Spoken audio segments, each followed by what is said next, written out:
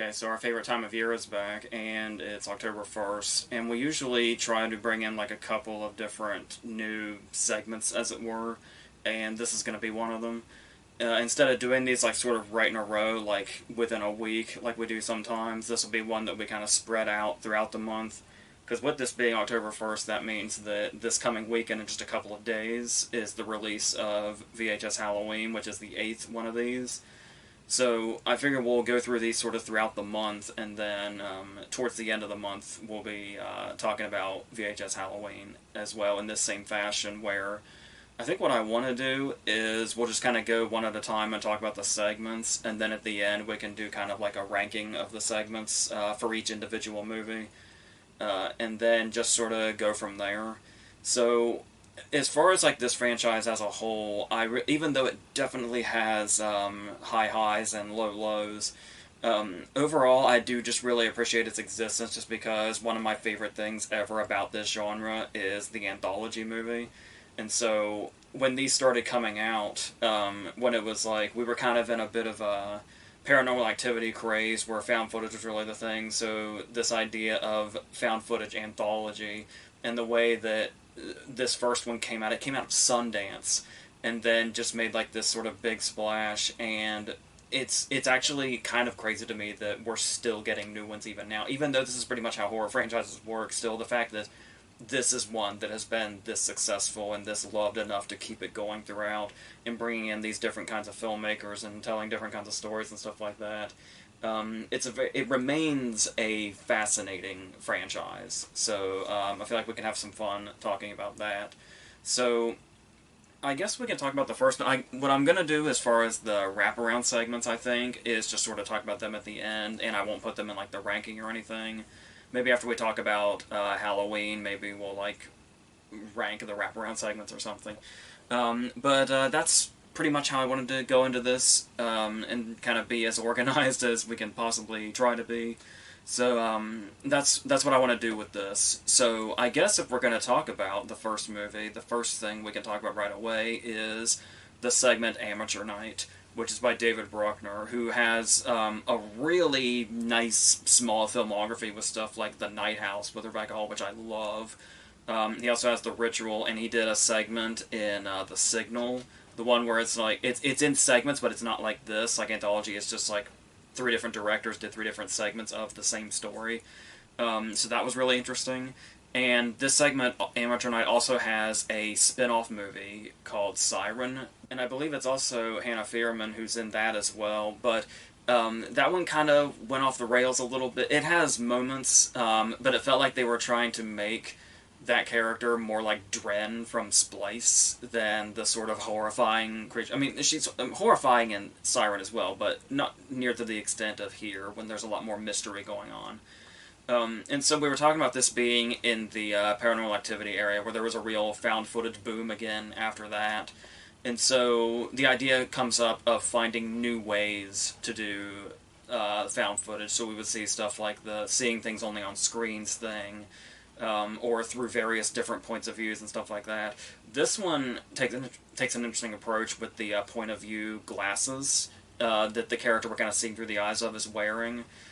So it's like we're basically looking through a first-person perspective without it being like a lot of shaky cam. There's, some, and there's going to be, going in focus and out of focus and stuff like that, but used effectively. If there's the only thing that's really sort of, I guess you could say, obnoxious about it is the thing that's supposed to be obnoxious, which is these sort of characters, like these sort of frat boy type characters that are going to get what's coming to them in a way. So that'll be kind of a recurring theme throughout this also. And so looking at it, like it's authentic obnoxious, we can call it. And so when we see them and they're like in the club and they pick up these girls, and one of them is Hannah Fierman, who has this very sort of like very specific face, and where it's like she's very attractive, but the way she can stare into the camera, there's something just at first sight that's quite startling in a way that's really effective. And there's something here that could be harder to pull off than it seems, where we have the character sort of repeatedly looking into the camera just saying, "I like you" in this way. And it's like, that's one of those things that could have potentially fallen flat under a less convincing actress or less convincing direction. But here, yeah, there's just something really unsettling and uneasy about it. And there's this physicality to her where, like, there's the times where, like, she's crouching or she's just sitting on the ground inexplicably, and there's just something really animalistic going on. And they're like drunk and they're just laughing it off, and it's like, who is this weird fucking girl and all that. And then they get up to the room, and one of the things that I loved about this movie in general, the whole thing, is how incredibly memorable it was. And I think this segment plays a big part in that, where it's like, I saw this when it came out in 2012, and then I didn't see it for a very long time after that, but I felt like I remembered every single moment of this movie. And when I eventually watched it again, that turned out to be true. And like, I would, like, over like a decade without having seen it again, I would like explain it to people in like really specific detail and like be able to paint the whole picture of what's going on here. And so this is one of those extremely memorable things where, like, once it's etched itself into your brain, it kind of never leaves. Just everything that happens once they're in this, like, hotel room, and they're being really shady, and they're undressing her, and when they're undressing her, we get this shot of her feet that goes out of focus and then kind of back in focus, and there's the scaly thing happening, but the in and out of focus thing is kind of like a, am I seeing what I think I'm seeing kind of way. And with them being drunk, it's like you kind of get the idea that you're seeing it from their point of view. To where it's like, should I acknowledge that? Does it matter? I don't know. And it just kind of keeps going. And then, of course, naturally, this just escalates in this very visceral way, with the de-dicking and it being thrown onto the ground is another one of those images that will just never leave your head once you've seen it.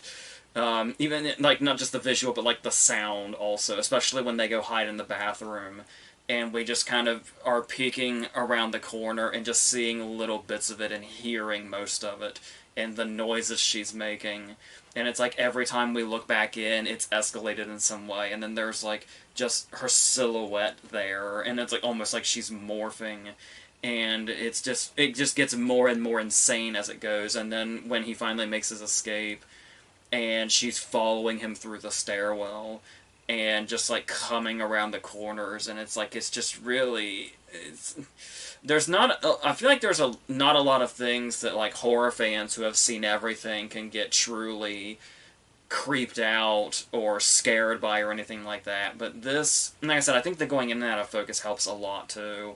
When she's coming down the stairs and getting like closer and closer, and you just genuinely feel like you're stuck because like his leg's broken and he can't move, and she's just getting closer and closer, and we see just how monstrous she's becoming more and more. And then another shot that's just sort of never left my mind, and I feel like is this sort of, when you tell me to like go down the list of like horror imagery that sticks out to me, this I feel like is one that'll always stick. After he's run out to the parking lot for help, and there's just this surreal moment where nobody knows how to react, and he gets picked up and carried off, and we're seeing him. This is another thing where it didn't quite work as well in Siren, because we didn't have the first-person point of view, but when we see him, like, going up in the air, and, like, the ground is getting farther and farther away, and that moment where he looks up, and we just see her from his point of view with her wings out and flying underneath, and that's just, that image alone is just, like, I remember that feeling of just, this whole thing just feels like pure insanity in this way that's really, like, not just for the sake of it, but, like, really effective in this very horrific way, that sticks. And of course, the drop back down, being our last shot, and just like, it's such a great exercise in escalation, and things just getting crazier and crazier as they go, in this very sort of, it's hard to say natural way given what's happening here, but like gradually the way our emotions build, it never feels like any of our visceral feelings are being forced on us, where it's like what you're watching is really scary or whatever. It just is really effective all on its own, and it's one of the main things I feel like really made this movie stand out to me, the fact that I felt like I remembered every frame of it for like over a decade when I would explain it to people. And it's so incredibly well done. And then in a skillful move, we follow up that insanity with Ty West and his sort of very downplayed style, especially at this particular time with Second Honeymoon, where this was when like Ty West was kind of on the rise and like the indie horror scene, and then it was like he was one of those really exciting directors where it's like you feel like only a few of you like horror fans like really knew about him and who he was because of like House of the Devil and stuff like that, and The Innkeepers had just happened. He was just one of like those really cool people that's like, oh, if you know this person, then you're one of the cool kids. And I love that he's been able to sustain that and like go mainstream but still be like his style. He's like one of my favorite filmmakers at the moment as far as like this genre. And what's interesting is you bring in the two stars of this segment, who are also filmmakers in their own right, with Joe Swanberg and Sophia Takal, and you get that sense that this was like this very tight-knit community of indie filmmakers who were all kind of working together. A couple of years after this, Your Next would involve a lot of the same people. And it wouldn't be just horror. They'd go into like dramas and comedies and stuff like that. And this one feels very much in that sort of low-key vein, where there is something very creepy about this story that really gets under your skin, but does it in this very sort of slow burn way, despite the fact that the segment does not feel very long at all. Compared to the others. And what it eventually comes to is after we've seen this couple who are like, you know, in a honeymoon phase and like still freshly in love, and then we get this moment where they're at their hotel and it becomes this sort of particular segment of horror where it's the late night knock, where it's like God knows how late, and then there's a knock on the door in the middle of the night and there's just a person lurking there. And what's interesting about this is we never see the interaction where Swanberg goes to the door and talks to the person, but it's like my memory of it was always that we did see that conversation, and I don't know if it's like, if it gives me like memories of like The Strangers or something like that particular interaction is something that was probably very much like, but we just hear him talking about it, and just hearing him talk about it, it's like, oh, well, that's really off, and kind of terrifying, but okay, we'll brush it off. It's just a person in the night who's in the wrong place. We get like one shot out the window where we see them from like far away, just kind of loitering out there, and it's basically just a silhouette, and it's really genuinely creepy.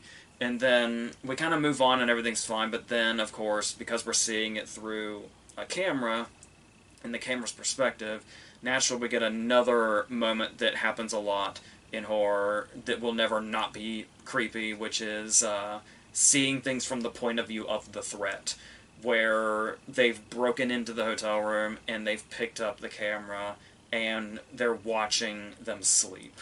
And just something about that by itself is its own, like, this horror that gets into your mind, and it's like, when you think of, this is the kind of horror I don't want to come out of the movie and become real, because it's realistic enough that it very much could happen. Right up there is the somebody in my room that shouldn't be who is watching me sleep is like towards the top of that list, if not the very top of that list. And I've mentioned I have a problem with windows, which is similar to seeing the silhouette out there, regardless whether it's like right up there or very far away, just anything being out there. And this little segment is like touching on all that stuff. And there's even tension when you see it in retrospect, there really shouldn't be, but it's like lingering from the night before. When it's like, it's daytime again, it's the next day, they're far away from the motel, and they're at the canyon, and there's the moment where he goes around the corner and seemingly disappears, and we just hold on it, and she's like waiting for him to come back, and he's not responding. And then he just comes back, and that's it. But it's like, just the tension that's still lingering from before is coming into this scene that doesn't necessarily need tension, but it's there, and the audience is still feeling it. And I love Wes being able to like play with that in this really fun way. And then we get to the end of this segment, which is really interesting because it might seem like it's very abrupt, where they're being watched while they sleep again. and then just when you think we're kind of in a groove, like it's sort of settled us into the mundane, it like hits us when we think it's probably too early to hit us. So the abruptness is actually really effective. The moment where he is then stabbed in the neck and killed, in a moment where we've kind of, gotten used to the idea of, oh, so this is what it is. Like, so where's it gonna? And by like, we're in like mid thought of, so where's this gonna go next? And then he's stabbed in the neck, and we know where we're going. And then that final reveal, bringing in somebody else in this little tight knit community with Caitlin Shield being the reveal of the actual significant other of this woman that we've known the whole segment, who is apparently insane. And the setup was to kill this guy. So that's something where it's like I said, I can see where it might seem too short or it might seem too abrupt, but I think that's what makes it work, because it settles us in, or it makes us feel like we're settling in for what's going to happen next, and then we're just blindsided by it, and that's it.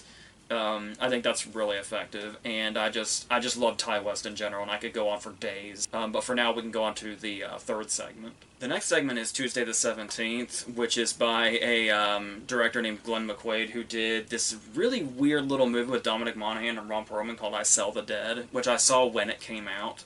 And I can recommend that too, if weird's your thing.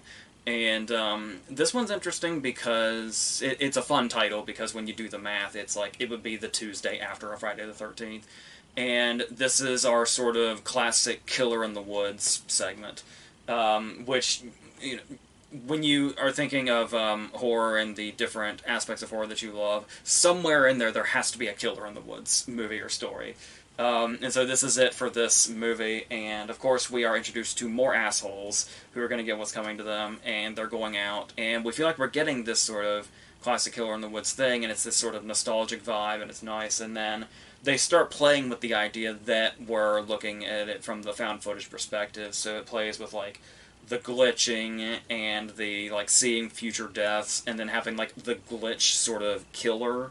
And it's like the sound in this one especially stands out too, but it's like when we can't see the killer because it like the tracking goes crazy, and he just can't be recorded. So that's a fun way to play with this. But I also, what's really great about this segment is that it feels like we have this one character who seems to know what's going on, and is kind of like the warning to the others, who we typically see in movies like this.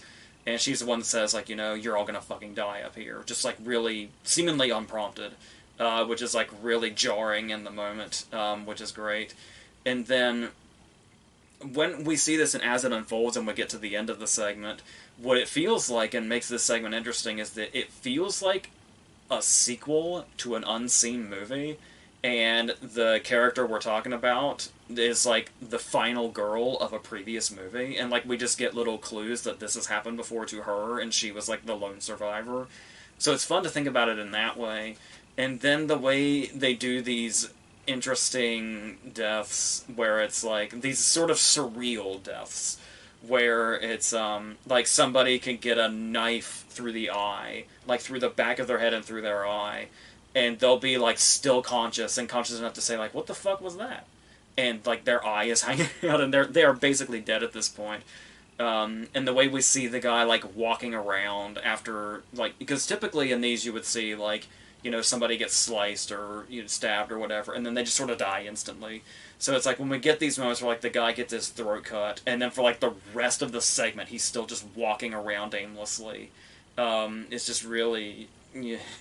That's one of those ones where, like, I didn't, like, this was the segment I think I remembered the least when I would talk about it with people after that whole decade after I'd seen it. But that image stood out of, like, just the way the guy was walking after. It was like he was basically already dead and still walking. It's like throwing in that kind of stuff is just really adds in this extra layer of, like, it's the surreal quality of this one that I feel like kind of really sticks out. And makes it something, which I would expect from somebody who made a movie like I Sell the Dead. So this one also feels like, at the end of the day, when you're describing it, there's not a whole lot to it, but like with Second Honeymoon, it is kind of all about that execution, and there is something here sort of visually in the way they're sort of playing with what we know and love about the sort of what you would call a generic slasher, I suppose, and throwing in really weird, surreal elements into that. So that'd be fun. This would be the kind of fun thing to see somebody do, maybe at feature length. It would be hard to pull off and sustain, but I feel like if somebody really, really pulled it off, it's something that I would really love to see. So the fourth segment really sets up expectations with the title, "The Sick Thing That Happened to Emily When She Was Younger." Which is, when we were talking about Joe Swanberg in Second Honeymoon. This is the one that he made, and we talked about all the different ways of doing the found footage and the video chats and everything being all on screen. This is one of those. I want to say this is like one of the earliest moments I remember seeing something like that. And so, what's interesting about this one is not only does it just set up a lot with that title, but the titles I don't think are anything you know going into the movie, actually, if you go in sort of like blind, but because they don't come up on screen or anything. But as far as what this is, where it's this guy that's on a video chat with the Emily of the title, and you think the way it sets itself up is it's going to be something supernatural, because she's talking about hearing noises and footsteps and stuff like that, and it sounds like a ghost story. So, and it's interesting also when you look, because we're pretty far into the movie at this point, and you realize, oh, like ghosts and stuff like that aren't something we've touched on yet, so this must be the ghost angle to it.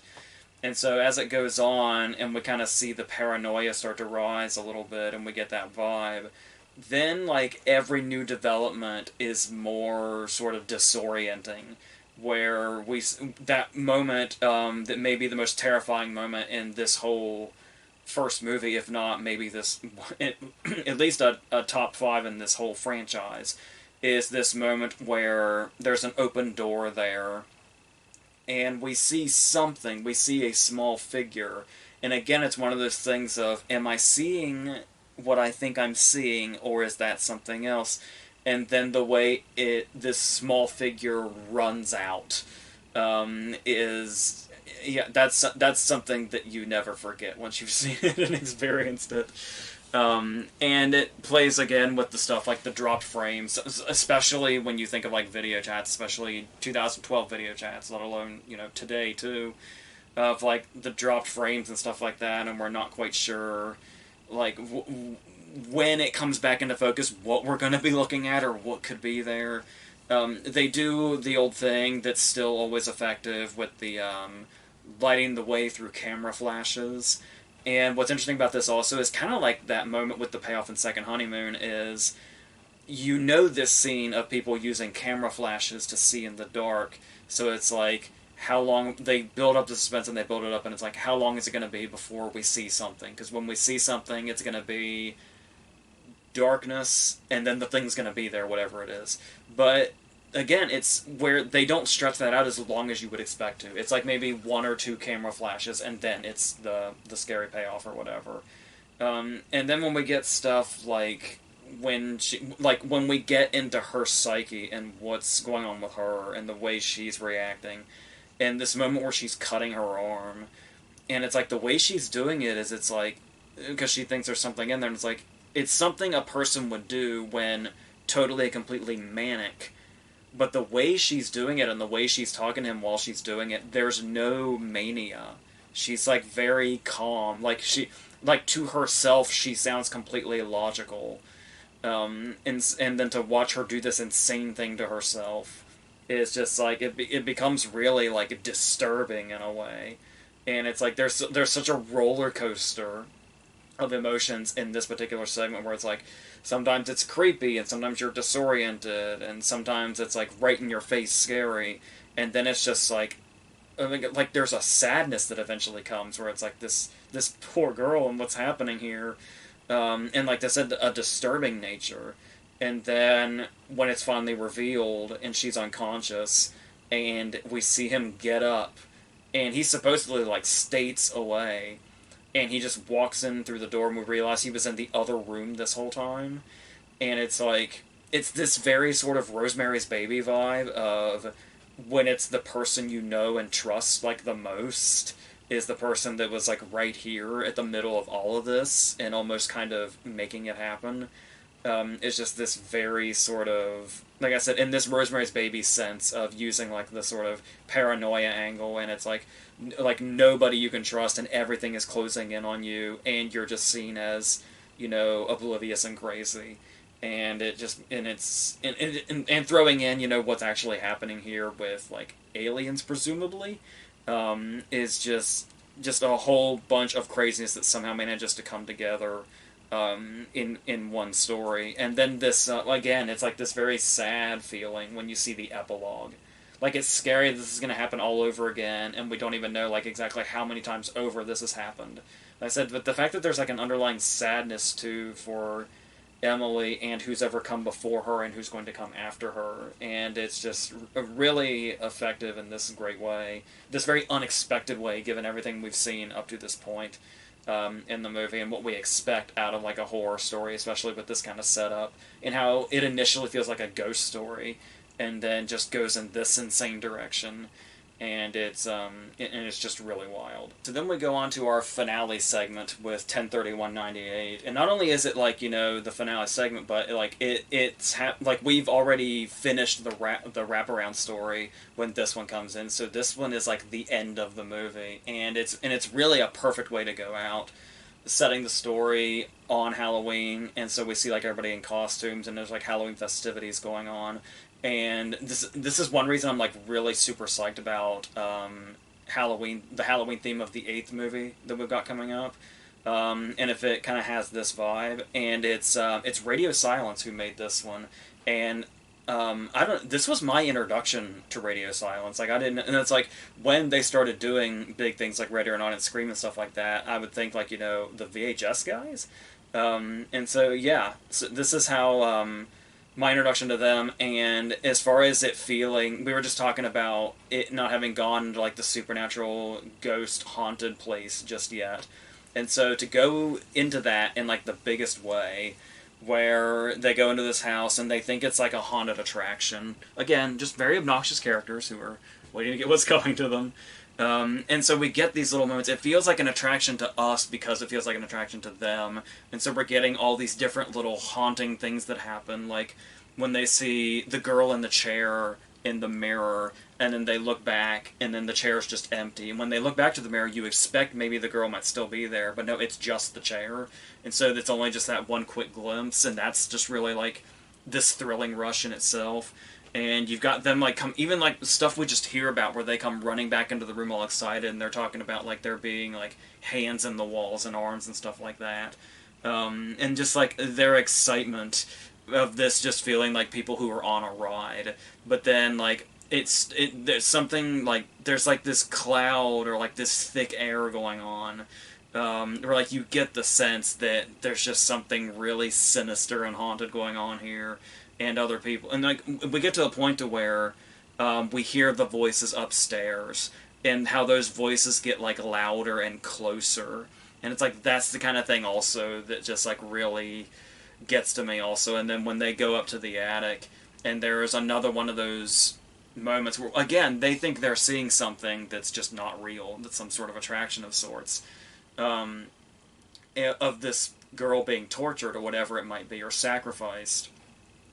And another one of these great horror things of whenever there's a group of people and you walk in on something you're not supposed to be walking in on, and all eyes turn to you.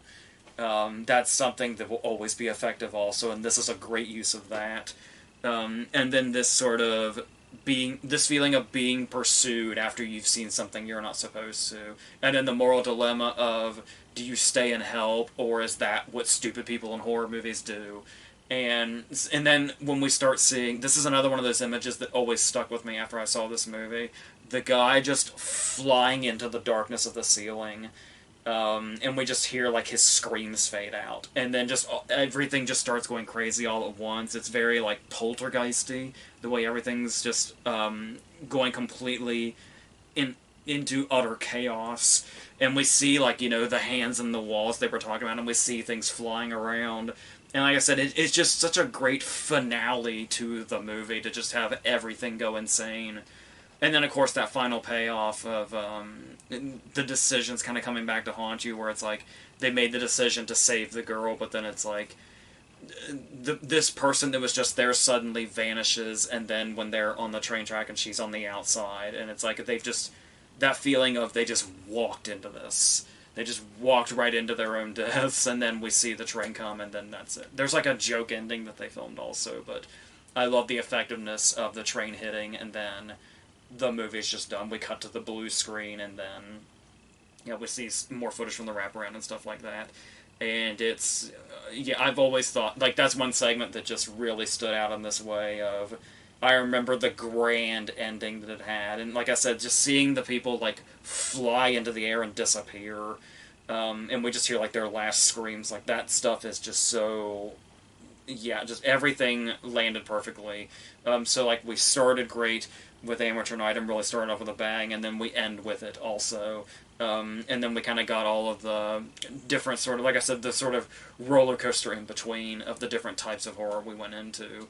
And it just overall really shows just how satisfying the experience is at the end of it all. So as far as the wraparound segment, which is called Tape 56, which is by Adam Wingard, who I love, and Simon Barrett was one of the writers, I believe, and how they're in the segment as well.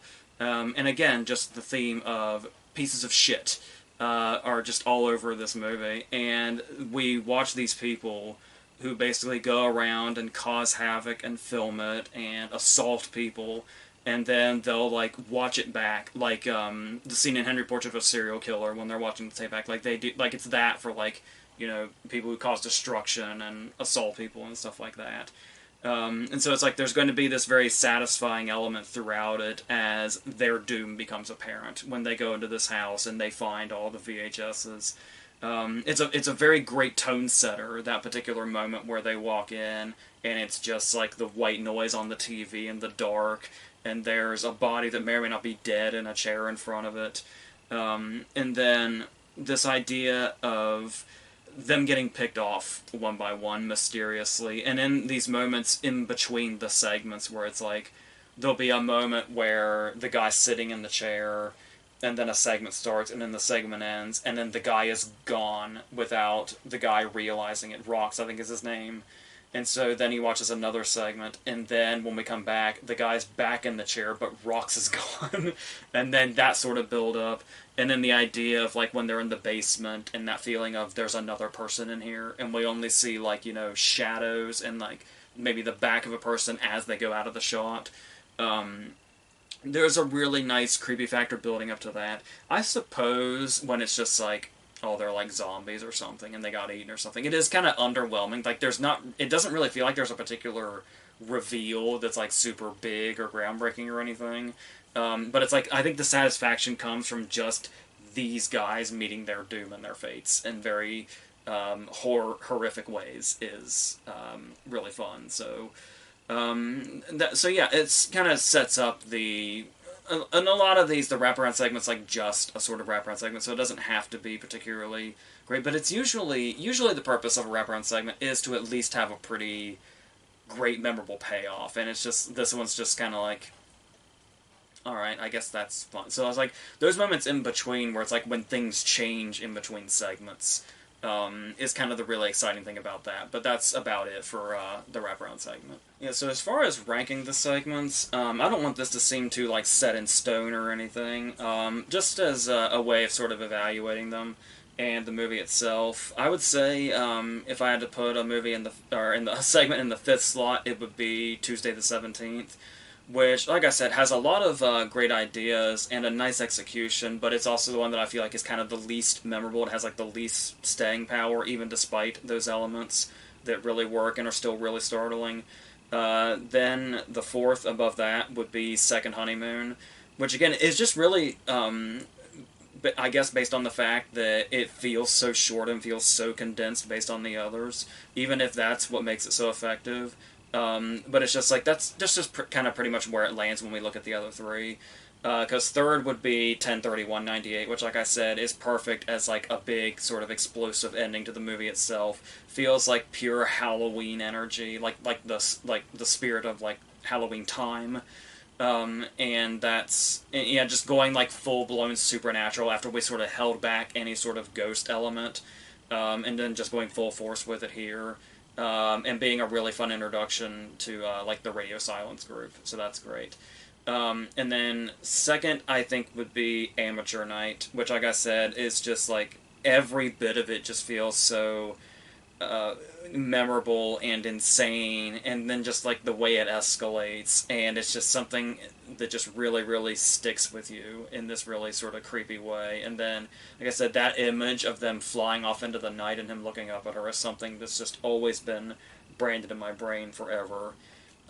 Which means I'm gonna call the top segment "The Sick Thing That Happened to Emily When She Was Younger," where, like I said, it's just this sort of all different kinds of like horror and terror and all the different things it makes us feel, and it feels like such this great big package all in one that feels like it has like a beginning, middle, and then a big ending that sort of takes us full circle and makes us feel like so many different kinds of emotions, like terror and sadness and like a betrayal and like all that stuff. So that one, I think, at the end of the day is a really powerful one, which is really funny because I think it's the one I maybe least appreciated at the time when this first came out in 2012, but over time, seeing it now, like over 10 years later, it's the one that like really resonates, and has some of the scariest moments also. So I think that's going to wrap up talking about the first movie.